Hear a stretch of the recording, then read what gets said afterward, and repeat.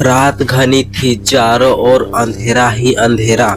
श्यामू और रामू अपने खेत के सामने झोपड़ी के पास बैठे थे और सामने आग जला रखी थी। वे दोनों अपने खेत की रखवाली कर रहे थे। दिसंबर का महीना था, ठंड भी बहुत ज्यादा बढ़ गई थी।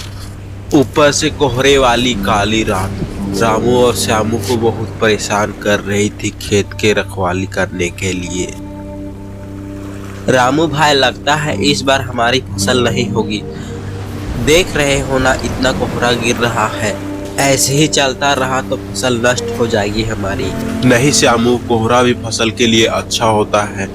उसी से फसल में दाना भरता है। ज्यादा कोहरा होने पर ही फसल नष्ट हो सकता है। इसी तरह बात करते करते दोनों टाइम पास कर रहे थे। लगभग रात के 11 बज रहे होंगे। उसी समय उन्हें एक काली परछाई अपने खेत में दिखाई पड़ती है। श्यामू देखो, हमारे खेत में वो कौन है? एक काली परछाई ही नजर आ रही है मुझे। रामू, उसकी परछाई तो इंसान जैसी लग रही है। लगता है कोई इंसान भटकते हुए हमारे खेत के पास पहुंच गया है। मैं अभी जाके उसे हमारे पास लाता। और श्यामू परछाई की ओर जाने लगता है। श्यामू परछाई के सामने जैसे ही पहुंचता है, परछाई हवा में गायब हो जाता है। ये देख के श्यामू बहुत डर जाता है। अभी तो यहीं पर थी, कहाँ चली गई? और श्यामू रामू के पास वापस लौट जाता है।